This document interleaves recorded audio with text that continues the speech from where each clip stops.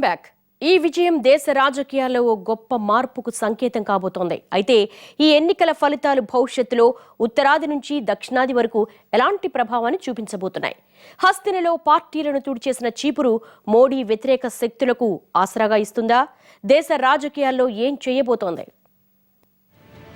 సార్వత్రిక ఎన్నికల్లో సగం సీట్లు గెలుచుకున్న మోడీయే జైత్రయాత్ర మొదలు పెడితే ఢిల్లీ ఎన్నికల్లో మొత్తం ఊడ్చేసిన కేజ్రీవాల్ ఏ యాత్ర మొదలు పెట్టాలో అంటూ నెటిజన్లు సోషల్ నెట్వర్కింగ్ సైట్లలో తెగ కామెంట్లు పెడుతున్నారు. అది నిజమే. త్వరలో 4-5 పెద్ద రాష్ట్రాలకు ఎన్నికలు జరగబోతున్నాయి. ఇప్పటి వరకు మోడీ వేవ్లో రాష్ట్రాల్లో అధికారం దక్కించుకుంటున్న బీజేపీ దూకుడికి సామాన్యుడి చీపురు కళ్లెం వేసింది. అంతేకాదు, ప్రజలు ఇప్పటికీ ప్రత్యామ్నాయ రాజకీయాల కోసం ఎదురుచూస్తున్నారన్న వాస్తవాన్ని మరోసారి నిరూపించింది.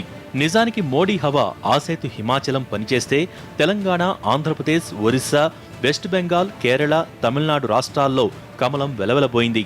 అంటే అక్కడ బీజేపీ ప్రత్యామ్నాయం కాలేకపోయింది. మొత్తంగా బీజేపీ నెగ్గుకొచ్చిన రాష్ట్రాల్లో బీజేపీ తప్ప మరో ప్రత్యామ్నాయం దొరక్క ప్రజలు కమలదళానికి ఓట్లేశారు. ఇప్పుడు ఆమ్ ఆద్మీ ఆ ప్రత్యామ్నాయంగా కనిపించబోతోంది.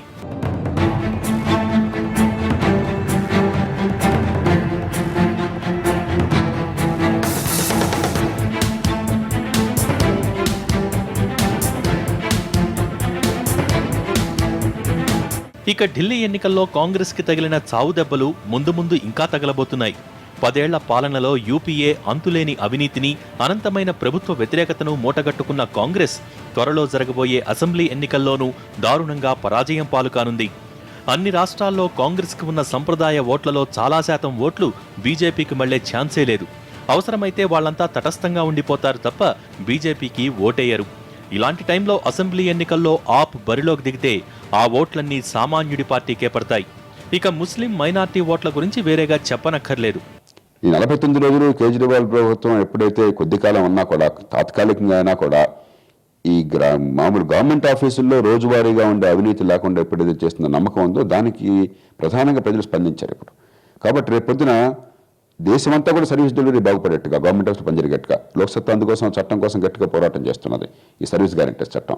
అలాంటివి తీసుకొచ్చి దేశంతో గవర్నమెంట్ ఆఫీసులకు వెళ్తే పని జరుగుతుందని నమ్మకం కలిగించాలి. ఈ రంగాల్లోకి వెళ్లకుండా ఇది కేవలం రాజకీయంలో సంఖ్యాబలం కోసం మాత్రం ఉపయోగపడినట్టయితే, ఈ పార్టీకి ఆ పార్టీకి మధ్య పోరాటం ఉపయోగపడినట్టయితే ఎవరి నగ్గకపోయినా ఉపయోగం ఉండదు. ప్రజలు కూడా కొంతకాలం పోయిన తర్వాత పెద్ద పట్టించుకోరు.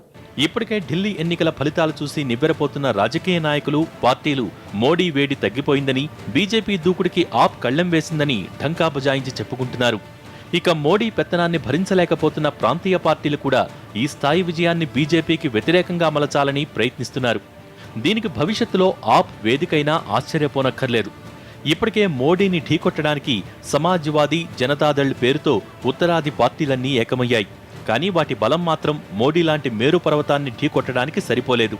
కానీ ఇప్పుడు కేజ్రీవాల్ వారందరికీ ఆశాదీపంలా కనిపిస్తున్నాడు.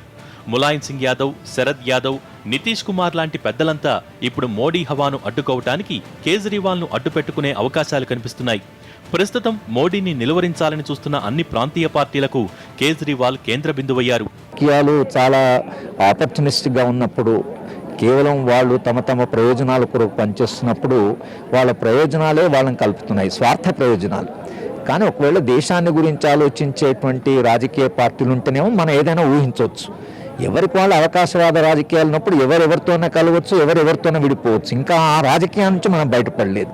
రాబోయే కాలంలో అలాంటి అవకాశవాద రాజకీయాల నుంచి బయటపడి దేశ ప్రజల గురించి ఆలోచించేటువంటి రాజకీయ ప్రత్యామ్నాయం ఏదైనా వస్తుందా అనడానికి సమాజం పడుతున్న ప్రసవేదనే ఆ పార్టీ.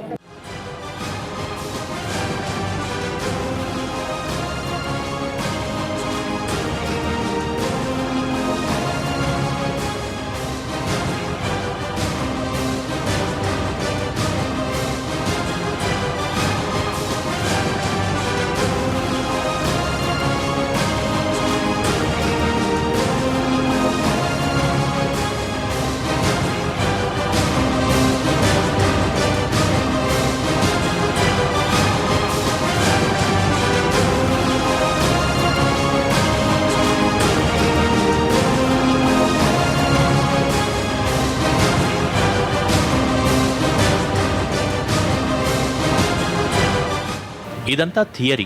ప్రాక్టికల్స్ విషయానికి వస్తే త్వరలో జరగబోయే బీహార్, వెస్ట్ బెంగాల్, యూపీ, తమిళనాడు ఎన్నికల్లో ఆమ్ ఆద్మీ బరిలోకి దిగే అవకాశాలున్నాయి. ఇప్పటికే ఈ పార్టీ క్యాడర్ దేశమంతా ఉంది. వాస్తవానికి ఢిల్లీ విజయంతో ఈ అన్ని రాష్ట్రాల్లోనూ పీఠాలు దక్కించుకుంటుందని చెప్పలేం. ఎందుకంటే ఢిల్లీ ఓటర్లలో 85% పైగా అక్షరాస్యులు, సమకాలీన రాజకీయాలపై అవగాహన ఉన్నవారే. కాబట్టి వాళ్లంతా విజ్ఞతతో ఆలోచించి ఓట్లేశారు. అయితే ఇలాంటి భారీ విజయమే అన్ని రాష్ట్రాల్లోనూ రిపీట్ అవుతుందని చెప్పలేం. కానీ ఖచ్చితంగా ఆమ్ ఆద్మీ పార్టీ తనకంటూ కొంత ఓటు బ్యాంకు సంపాదించుకునే ఛాన్స్ ఉంది. ఇది సదరు ప్రాంతీయ పార్టీలకు కూడా అవసరమే. అయితే ప్రభంజనం ఉంటుందా ఉండదనేది లోకల్ కండిషన్స్ బట్టి, లోకల్ లీడర్స్ బట్టి అన్ని చోట్ల కేజ్రీవాల్ ఉండకపోవచ్చు, ఆలోచన పరులు ఉండకపోవచ్చు, ఉన్నా కానీ ఆందోళన, ఇవన్నీ కేజ్రీవాల్లో ఇస్ ఆల్ మిళితమైన ఆలోచన, ఆందోళన, దూరదృష్టి, ఈ మాట్లాడే తీరు, అట్లాగే హంబుల్నెస్, నేను చిన్నవాడిని అయినా కానీ అట్లా ఆ విధంగా ప్రవర్తించే నాయకులు ఏ రాష్ట్రంలో ఆ రాష్ట్రంలో ఉండాలి కదా. కాబట్టి దేశమంతా ఈ ప్రపంచం ఉంటుందా అనేది ఒక కేజ్రీవాల్ మీద ఆధారపడదు. ఒక కొత్త పార్టీ వచ్చింది కాబట్టి కొంత యువకులు దీనికి అట్రాక్ట్ అయ్యే అవకాశం ఉంది. అయితే వాళ్ళు ఎంతవరకు నిలబడతారు అనే దాని మీద ఆధారపడి ఉంటుంది. మొత్తం ప్రపంచం అనేది ఉంటుందో ఉండదో చెప్పలేము, కానీ ప్రభావం మాత్రం ఉంటుంది. బీహార్, యూపీ ప్రాంతీయ పార్టీల నాయకులు కోరుకుంటోంది కూడా ఇదే. ఇక్కడ కాంగ్రెస్ ను చిత్తు చేసిన ప్రాంతీయ పార్టీలు మోడీ వేడిని పూర్తిగా చల్లార్చడానికి కేజ్రీవాల్ సునామీని వాడుకోవాలని చూస్తున్నారు. ఢిల్లీలో బీజేపీని ఓడించడానికి కాంగ్రెస్ వేసిన ఎత్తుగడే ఇక్కడ ప్రాంతీయ పార్టీలు కూడా అనుసరించనున్నాయి. దీనివల్ల తమకు రావాల్సిన సీట్లు కొన్ని తగ్గినా మోడీ బలగం మాత్రం పెరగకుండా అడ్డుకోవచ్చు. పైపెచ్చు సదరు పార్టీల సంప్రదాయ ఓటు బ్యాంకు ఎప్పుడూ వాటివైపే ఉంటుంది. కాబట్టి సులువుగా తాము మెజారిటీ దక్కించుకుని అవసరమైతే కేజ్రీవాల్ సాయంతో పీఠమెక్కేందుకు అవకాశం ఏర్పాటు చేసుకుంటున్నారు. మొత్తంగా చెప్పాలంటే ఢిల్లీ విజయంతో కేజ్రీవాల్ మోడీ హవాకు అడ్డుకట్ట వేశారు. Well, let's see about that. See, winning is only half the game. The sustaining the victory, delivering the promises is really the end game. So it's just begun. The story has just begun. Do you believe it will be referendum for Narendra Modi? No, I don't think so. I think a lot needs to be done to prove themselves, and every government needs a time. So if people have gotten disenchanted where Modi is concerned and are voting for AAP, will now know how difficult it will be for them to deliver all that they have promised. So I don't think it's a referendum on Modi ji at all. But yes, the party collectively will take responsibility or credit for victory or defeat. ఇక ఎన్నికలు జరగబోయే రాష్ట్రాలే కాదు, NDA భాగస్వామ్య రాష్ట్రాలు కూడా మోడీ మీద ఆగ్రహంగా ఉన్నాయి. వాళ్లు కూడా పరోక్షంగా ఈ ప్రక్రియలో కేజ్రీవాల్కి సాయం చేసే అవకాశం కూడా లేకపోలేదు. వచ్చే 5-6 ఏళ్లలో ఆప్ మిగతా రాష్ట్రాల్లో అధికారంలోకి రావడం కష్టమే. కానీ బీజేపీకి సరైన ప్రత్యామ్నాయ శక్తిగా ఎదిగే అవకాశాలు మాత్రం మెండుగా ఉన్నాయి. మరి షార్ట్ బ్రేక్.